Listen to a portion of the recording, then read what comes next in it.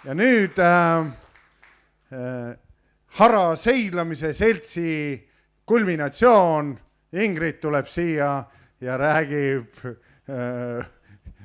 toredaid mõtteid, toredaid visioone, mis siin kõik olema saab ja kuidas see Hara mereelu keskus või kuidas sa seda nimetad, toimima saab hakkama. Aitäh! Aitäh! On kuulda. Tegelikult ma arvan, et sellest, mis siin täpselt olema hakkab, peaksid rääkima võib-olla natuke teised inimesed. Aga mina tahtsin hoopis, ma sellepärast paningi pealkirja, et Hara elulaadi keskuseks siia. Just sellepärast, et mina sattusin siia täiesti juhuslikult eelmisel aastal, kui keegi nupukates siin pani välja kuulutuse, et hakkame õpetama purjetamist. Aga kes õpetab? No seda ei olnud.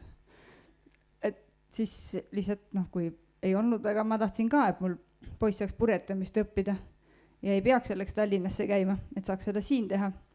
Siis ei olnud muud teha, kui ise ka astuda paati ja võtta see purjetamise õpetamine siin enda õlule. Aga ma tegelikult ei taha üldse täna üksi rääkida. Mul on ka üllatuslikud külalised välja pakkuda, aga ma juhatan sellega sisse.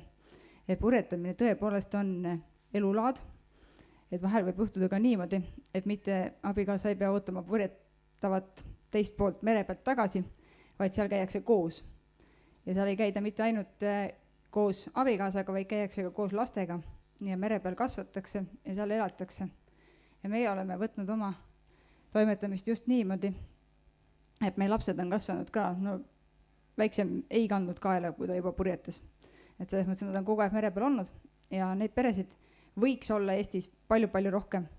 Selles mõttes, et kui me lähme üle lahe Soome, kus me enamasti purjetame, just seetõttu, et Eestis ei ole kahjuks ei seda elulaadi veel nii palju ega ka sadamaid, millest ühest teise purjetada. Aga nüüd me näeme siin, et vähemasti põhjarannikule on tekkimas just peatuspaik juurde ja me tahaksime julgustada seda elulaadi edasi andma. Aga kui minu enda purjetamine hakkas, just olles eelmine nädalavahetus poistega võistlustel Pirital, siis Rein Ottosson tuli juttu tegema, me tunneme üsna kaua üksteist, me elasime ühes majas pikka aega. Ja ta ütlema, et ja, räägib teistele, me tunneme juba ammu, et me elasime ühes majas ja sinna, et sõidab siin jahiga ringi ja nii. See on tead Rein, tead, miks sa varem mind ei teadnud? Sellepärast, et sa olid Tõniste poistega Soulis ära parasjagu, kui mina purjetamist õppisin Pirital ja sa ei saa mulle seda õpetada. Et selles mõttes, et ka minu purjetamine läheb sinna 80-ndate peale, selle Nõukogude spordikooli lõpu peale veel.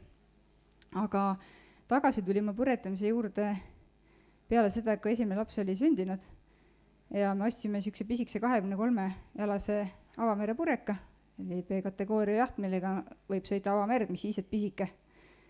Ja siis oli süke hästi aktiivne foorumi seltskond, Kipper, see praegu ka toimib, aga vist mitte nii aktiivselt enam. Ja üks aasta nad otsustasid, et teeme eskaadrisõidu. Just see, millest Ülo ennem rääkis. Eskaader, see süke hea sõna, jälle põnev, eks ole, ajame kokku jahid ja lähme koos siit üle, eks ole. Ja me polnud ennem ise oma jahiga ju nii suure mere peal sõitnud, eks see pisike ka, väga ei tea ka, aga nii on ju palju julgem, et seal eskaadris oli paar suuremat kaatrit ka, et hakkame minema. Ja just sellepärast ma kohe hetke pärast kutsun siit laua tagant veel ühed kaaslased muga siia rääkima ja annan mikrofoni üle ka just sellepärast, et selles eskaadris me sõitsime koos. Ka neil oli pisike minitonnik, sükene, umbes sama suur jaht, eks ole. Ja siis nii me seda esimest otsa sinna Soome poole sõitsime, tookord vist paar nädalat sõitsime mööda seda Soome rannikut ringi. Veel oli seal jahipäev, mäeta, kui 5 täiskasvanut ja siis meil oli paela otsas oli 1,5-aastane ka kaasas, ega siis ta oli ka kaasas, mis siis ikka saab ju minna. Et pole hullu. Soomes saime veel sõimata ka esimeses sadamas, et me peame koera pidama nööri otsas, eks ole. Aga ma ei saanud teda ju lahti lasta, sest ta oleks üle kai jalutanud ja vette kukkunud. Et ta pidi kukeb paela otsas olema, kui jahi peal oli, see oli valli küljes. Et kui valli küljes on, siis ei saa üle parda kukkuda. Ja selles mõttes ma ütlen, et kui keegi võtab lapsed jahi peale kaasa, siis ja päästevest on äärmiselt oluline või tore asi, aga palju olulisem on hoida nad parda peal. Ehk siis need peavad olema alati turvatraksid, need peavad olema alati otsega parda küljes kinni, siis nad ei saa üle parda kaduda. Sest kui ta kaob ka vestiga üle parda, siis me teda sealt enam tagasi üldiselt, vähemasti suure mere peal on väga raske saada. Et selles mõttes siuksed pisikesed oskused. Aga tookord see eskaadrisõit siis meie väikeste jahtidega sinna Soome poole läks. Ja kui meie siin oleme siin sõitnud seda Soome lahti risti-rästi ja piki-põiki ja Muhu väinagi on satutud ja tehtud igasuguseid asju, siis head lava tagant ma kutsun siia on Brit ja Viljar Tulit, kes selle samal eskaadrisõidul alustasid oma pisikese minitannikuga ja oma minitanniku nad on nüüd tänasest ka edasi andnud, nagu meiega oma väikese jahi oleme edasi andnud järgmistele alustajatele. Aga siis nende jahikaiaga sõidavad siis üks naiskond sõidab praegu võidu, aga nemad ostsid endale pisut suurema 31-jalase B31, eks ole, Tekita, millega, no mina ei tea, minu arust oli ka täiesti juhuslik, kuidas see asi käima kohe Britile edasi, kuidas see ikkagi nii oli, et kõigepealt mindi väikse jahiga Soome ja siis natuke suure jahiga nagu rohkem sinna niimoodi lääne poole ja siis ühtäkki öeldakse, et oi, me oleme Panama kanalist, aga ega me siit ometi enam tagurpidi küll sõitma ei hakka. Ja nüüd ma olen küll Britile sõna, et julgustaks, et väikestest asjadest ja just nimelt siukse enda elulaadiks võetes seda merd on võimalik näha ja teha hästi palju ja selleks ei ole vaja meeletuid vahendeid. Tere minu poolt kõigile. Viljar keeldus siia ette tulemast, aga jah, lühidalt siis Ingridiga olemegi tuttavad 2009. aastast, kus me just nimelt seal eskaadrisõidul kohtusime ja meie olime kõige pisemate jahtidega selles seltskonnas ja erinevalt Ingridist, kes varem oli õppinud purjetamist ja eelmiste jahtidega purjetanud, siis meile Viljariga see sõit Soome oli tegelikult oma jahiga esimest korda Soome minek, mida me tõsiselt kartsime. See oli väga suur ettevõtmine ja rõõm oli näha, et seal oli siis mõni samasuguse pisikesega. Aga see eskaadrisõit oli väga tore, tagasi tulles oli julgus juba palju suurem ja edaspidi käisime mitmel suvel nii Eesti rannikut mööda kui iga suvi korra või paar Soomes. Kuniks siis 2011. aastal otsustasime, et hangime natuke suurema jahi ja ostsime Rootsist 77. aastal ehitatud 31-jalase jahi. Tõime selle Göteborgi kandist ära, sõitsime sellega mõned aastad siin Soome ja Rootsi vahet edasi, kuniks tekkis võimalus, et aega ja raha natukene rohkem oli, kui võib-olla päris igapäevase suvepuhkuse jaoks, aga ei mingeid müstilisi vahendeid ja otsustasime, et sõidame nii kaugele, kui saab. Et ei ole väikse jahiga ookeani peal käinud, ei ole Läänemerestki väikse jahiga välja sõitnud, olime käinud paar korda rendijahtidega Vahemerel, mingisugune kogemus välismaal purjetamisest oli ja mõtlesime, et kui me saame Läänemerest välja, on tore. Kui me saame Kanaaridele, no siis on ju väga äge, siis me oleme kuskil suvitada saanud. Ja kui üle ookeani saame, no siis mõtleme, mis edasi saab.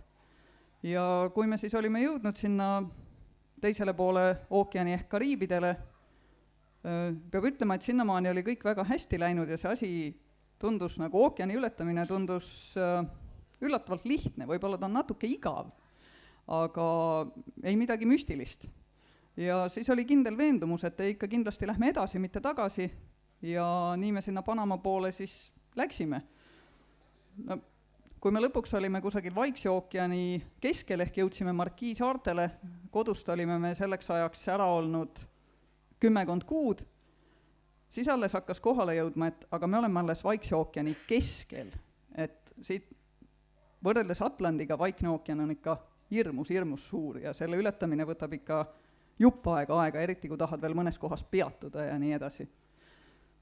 Aga no, sealt ilmselgelt ei olnud mingisugust muud tagasitulekut kui ainus võimalus, kui oleks koju tahtnud tulla, siis oleks võinud jahi kuhugi jätta. Tavaliselt seda tehakse siis nii, et tehakse pikem peatus kas Uus-Meremaal või Austraalias, kust on ühtlasi ka mugavam lennata koju. Ja Austraalia juures me tõsiselt mõtlesime sellele, et äkki teeks kogu reisi aasta võrra pikemaks, käiks võib-olla vahepeal kodus ja siis ühtlasi veedaks Austraalias natuke aega. Aga kõhklus oli, et äkki siis, kui koju tulla, see kodune elu tuleb liiga kiiresti kallale tagasi ja võib-olla siis ei ole seda visadust ja meelekindlust sinna tagasi minna. Parem ikka jätkame. Ja nii see ring lõpuks ära sai tehtud, täpselt 2 aastat läks. Ja kui eelnevad rääkijad on rääkinud ka kogu purjetamise spordi poolest, siis meie jaoks Viljariga ei ole purjetamine olnud kunagi sport, vaid pigem see matkamise pool. Meid on võlunud just see, et kui seljakotiga matkates sa pead telgi kokku pakkima ja selga võtma ja saad aeglaselt liikuda, no võid ka rattaga matkata, sinna peale asjad pakkida. Ikka sa pead seda koormat ise kandma ja autoga matkates ei ole jälle see looduse tunne üldse nii vahetu. Siis purjekaga on see hea asi, et no natuke peab ju asju pakkima ikka, enne kui merele lähed. Aga selga neid ei pea võtma, ehk tegelikult on ta siuke äärmiselt meeldiv viis veibida looduses. Et 2 aastat hingata ainult värsket õhku, ega tavalisel linnainimesel seda muidu ette ei tule. Et selles mõttes meie poolt soovitus kõigile, et alustada võib pisikestest asjadest ja kui võlub see lihtsalt looduses olemise pool, siis ka see on variant. Et saab nautida värsket õhku, huvitavat, alati vahelduvat ilma, järjest uusi kohti ja fantastiliselt palju saab näha. Kui on küsimusi, vastan hea meelega. Aitäh!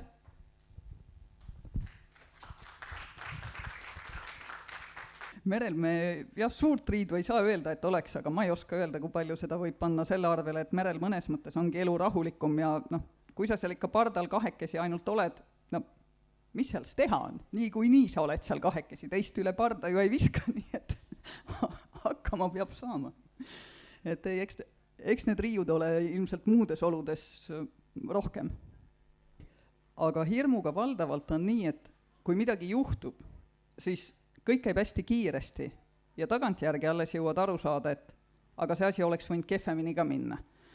Et üks, ütleme, teravamaid elamusi vee peal võib-olla oli meil, kui me olime Lõuna-Aafrika tipust juba möödas, ehk uuesti Atlandi ookeanil tagasi, siis oli niisugune olukord, kus me olime umbes 3 päeva olnud teel, tagasi pöörata oli väga paha, sest nendes valdavalt puhuvates tuultes ookeanil vastutuult purjetamine ei ole see sama, mis väikse mere peal vastutuult purjetamine, ehk tee oli ainult edasi. Järgmise peatuspunktini oli meil minna hinnanguliselt 2-3 nädalat ja avastasime, et lekib kusagilt. Ja lisaks torm oli tõusmas, tuul oli juba üle 15 meetri sekundis ja vett tuli jahti siuke, 100 liitrit tunnis võib-olla.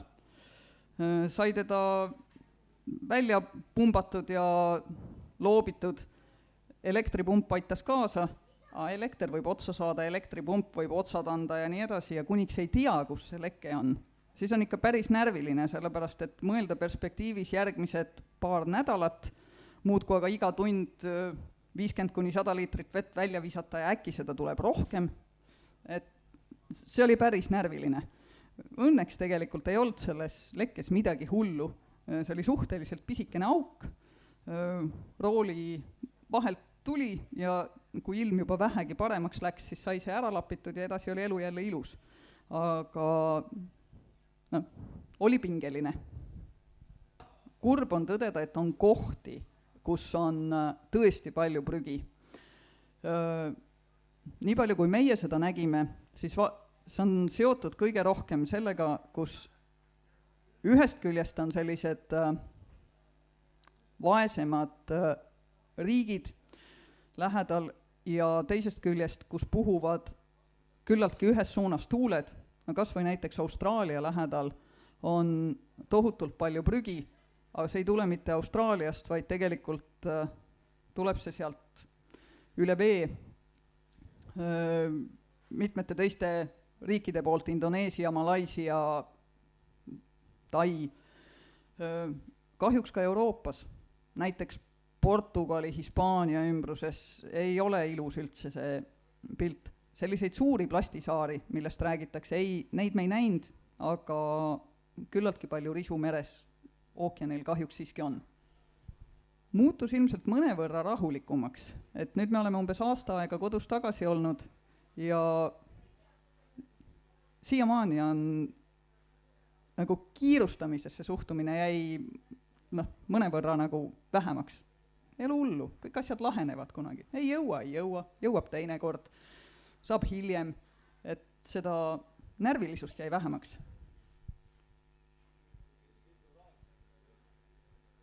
Ma enam ei julge peast öelda, aga üle 200 raamatu, umbes 250 raamatut lugesime selle aja jooksul. Tui. Õnneks ei olnud midagi suurt. Pisiasju ikka oli.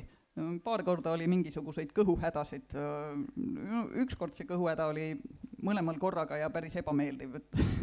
siis oli natuke raske, aga muidu ei olnud midagi suurt ja samas oma käitumise poole pealt üritasime muidugi võimalikult ettevaatlikud olla, et kuna me sporti ei teinud, kuhugi kiiret ei olnud, siis alati, kui oli küsimus, et kas nüüd midagi teha kiiresti, siis pigem me tegime turvaliselt, ehk siis liikusime aeglaselt ja olime võimalikult ettevaatlikud, et ei pidanud ennast kuidagi ise katki tegema kogemata. Ei mingit erilist esmaabikoolitust mitte, aga seesama, mis on nii väikelaevajuhi lube tehes kui autojuhi lube tehes, ehk siis iga paari aasta tagant mõni koolitus ikka ette tuleb.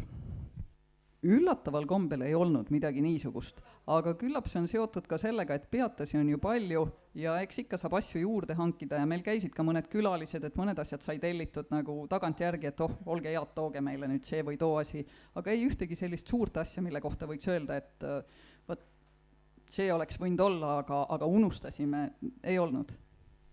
Ei oska otseselt ka niisugust asja välja tuua, aga üks asi näiteks, mis oli purjede osas, mõtlesime, et millised purjed me siis kaasa võtaks. Me olime värskelt tellinud Kennakeri enne seda, siis meil oli põhipuri, mida me kõige rohkem kasutasime, Genua, üks varu Genua oli ka ja Kroot muidugi, aga mõtlesime, et me ei tee sporti ja me ei oska seda spinnakeri üldse liiga hästi kasutada, meil alati niisugune jändamine selle ülessaamisega, et spinnaker ei võta. Ja siis, kui me olime üle Atlandi ookeani saanud, siis me saime aru, et tegelikult Kennakerist oli seal vähe abi, spinnaker oleks võib-olla rohkem abiks olnud. Lasime spinnakeri tuua endale sinna ja tuleb tunnistada, et lõpuks tõime ta samamoodi kotist tagasi, nii nagu ta meile toodi. Et tegelikult me ikkagi ei kasutanudki, sõitsime liiblikas Genuga.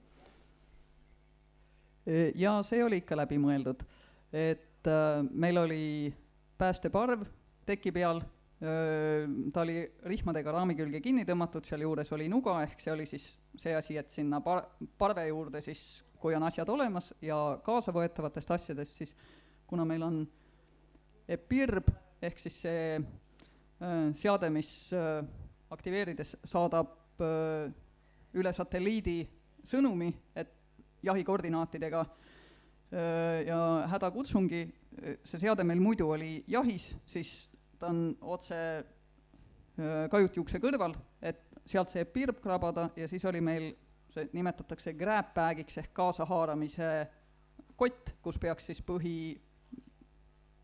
nagu ohutusasjad sees olema. Oli see selline tüüpiline kummeeritud kott, mille sees olid siis nii raketid, suitsud, tagavara binokkel, tagavara kompass, käsi GPS, lisaks veel paar pudelit vett, kuigi päästeparve juures on ju ka midagi ja natukene mingeid müslipaare, ühesõnaga üks umbes siuke 10-kilone kott kõige siukse esmatarvilikuga, ehk siis see PIRB, see kott ja päästeparv, see oli see. No dokumendid, dokumendikott oli tegelikult selles samas alati, kui me läksime jahti tagasi ja alustasime sõitu, siis me oma dokumendikoti pistsime sinna samasse grab bag'i. Ja toidu koha pealt oli pikkadel ülesõitudel, meie paar kõige pikemat ülesõitu kestsid üle kuu aja, üks oli 31 päeva, teine oli 32 päeva, mitu oli selliseid 20+ päeva sõitusid, siis jah, nendeks valmistumine alati oli selline, et võtaks nüüd võimalikult palju erinevaid asju kaasa. Muidugi püüdsime ka värsket kraami võtta, vastavalt sellele siis, kus kohas parasjagu viimane varustamine oli, aga enne sellist pikasõidu lõppu, ühesõnaga kui 2-3 nädalat oled ikka juba vee peal olnud, siis loomulikult see menüü hakkab mõnevõrra üksluiseks minema, aga söögi tegemine käis siis suuremalt jaolt selle järgi, et milline ilm on, mida selle ilmaga viitsiks tegema hakata, sest kui ikkagi on paras lainetus, siis ju kõik asjad hüppavad käest ära, tahaks võimalikult kiiresti selle toidu valmis teha, tahaks, et oleks mugav süüa. On juures ka see küsimus, et kus meil mingid asjad on, kus ma viitsin otsida, kas ma viitsin minna sealt kõige keerulisemast panipaigast mingisuguseid asju välja otsima või lepime sellega, mis esimesena kätte satub ja sööme ruttu ära. Ja siis mõnes kohas oli muidugi ka varustamise küsimusi, kõige keerulisem oli varustada Lõuna-Aafrikas, kus konservtoitude valik oli selline, et seal oli tohutult palju soojatooteid ja tohutult palju erinevaid vürtsiseid asju, aga noh, kas või tavalist lihakonservi, no ei leidnudki. Aga noh, alati tõesti mere peal saab vähemalt püüda, kala püüda. Kas kala saab, see sõltub, no me ikka nii mõnigi kord saime täitsa hästi kala, aga on neid, kes püüavad oluliselt rohkem ja on neid, kes oskavad püüda oluliselt paremini ja saavad palju rohkem, kui meie saime. Aga ka kala püüdmisega oli see, et kala tuleb kõige paremini sellise hea kiirusega, ütleme 5 sõlmest ülespoole. Aga see tähendab seda, et on päris hea sõit ja päris hea õõtsumine, mis tähendab omakorda, et saad selle 5-10 kilose kala kätte, sa pead selle õõtsu pealt saama ilusti ruttu jahti tõsta, siis peab ruttu suutma ta maha lüüa, ära puhastada seal samas ja kuna külmkappi ei ole, siis tuleb ta ka ruttu ära süüa, ehk siis see kõik on siuke, nüüd on kala, kogu elu keerleb ümber selle kala ja siis pärast seda on, nüüd me vist nädal aega kala ei taha. Vahepeal vist võttis, aga siis võttis jälle juurde tagasi. Et tegelikult jälle selline matka purjetamine, see ei ole sedamoodi sportlik tegevus. Need sportlikud momendid on pigem siis, kui jälle maa peal oled. Me käisime enam-vähem igas kohas matkamas, ronimas, kus vähegi sai. Ja pean veel tunnistama seda, et kui ma enne reisi arvasin, et me lähme nii troopilisse kohta, et hästi soe hakkab olema ja vaevalt seal väga see söögiisugi on, tuleb tunnistada, et mere peal oli uskumatult hea söögiisu, sellepärast et söömine oli üks põhiline meelelahutus. Teed süüa ja siis sööd ja siis koristad ja märkamatult on 1,5 tundi läinud. No, 2-3 tunni pärast alustad uuesti ja nii see päev õhtusse saab. Sellise reisi jooksul muidugi tuleb seda kultuuri nii palju ette, et kõigeks ei jõua valmis olla. Meie kõige suurem viga oli selles, et vähe sellest, et me kumbki ei oska prantsuse keelt, ei ole seda koolis õppinud, siis ei tulnud meil ka pähe see mõte, et oleks võinud enne reisi kas või paarikuulise kursuse võtta, et elementaarsed laused selgeks saaks. Meie naiivne arusaam maailmast oli see, et hispaania keel on inglise keele kõrval see järgmine laia levikuga keel. On küll, aga mitte siis, kui sa ekvaatoril purjetad. Seal on ikkagi valdavalt prantslastele kuuluvad saared, kus elavad polüneeslased, kelle teine keel on prantsuse keel. Nende esimene keel on midagi ei saa aru. Ja siis, kui prantsuse keelest ka aru ei saa, siis on äärmiselt raske nendega midagi rääkida. Ehk et kes vähegi tahab ekvaatori lähedal purjetada, sügavalt soovitame prantsuse keelt ükskõik kui vähe õppida, aga õppida. Me lõpuks ikka mõningad sõnad lugemise tasemel saime selgeks, sest midagi sa pead ju aru saama, mis seal konservikarbis on, mida ostad. Rummi ja õlut. Rummi sellepärast, et väga paljudes kohtades on ta ikkagi kohalik toodetav asi, ongi huvitav maitsta erinevaid tooteid, samuti on ta kõige odavam asi. Õlu vastupidi on enamikes kohtades ikka müstilise hinnaga, Ossinovskil on väga pikk maa veel minna, et hinnad sinna maale tõsta, mis Prantsuse Polüneesias näiteks õllepudel maksab. Aga samas, kui vähegi sai mõnest kohast odavalt õlut, siis on ta ju väga hea asi, mida kuumal päeval jänu kustutamiseks juua.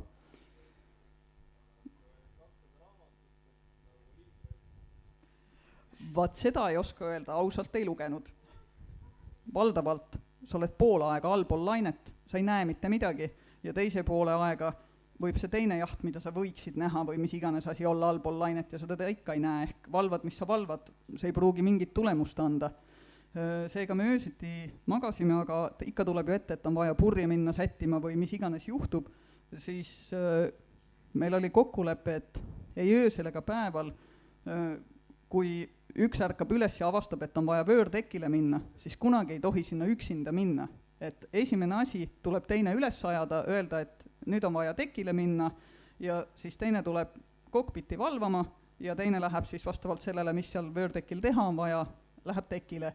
Vastavalt ilmale panime siis kas turvatraksid külge, just nagu Ingrid ütles, et lapsele, tegelikult ka täiskasvanule ookeanil meie hinnangul olulisemad on turvatraksid kui jällegi see päästevest, sest päästevestiga jah, ta aitab sind vee peal hoida, aga jälle, esiteks ookeani peal valdavalt sa oled seal soojas vees, selle külje peal uppumisoht ei ole nii suur, palju suurem probleem on selles, et jaht läheb kiiresti eest ära, pimedas ka laine on ja sa tegelikult ka ei näe juba väga varsti seda teist inimest, ehk siis panime ennast traksidega kinni ja niimoodi toimetasime. Samas muidugi, kui vaiksem ilm oli, siis ei saa öelda, et me oleks nagu kogu aeg alati tekile minnes ennast kinni pannud, et kõik käis ikka oma kaine mõistuse järgi, et mida parasjagu vaja on.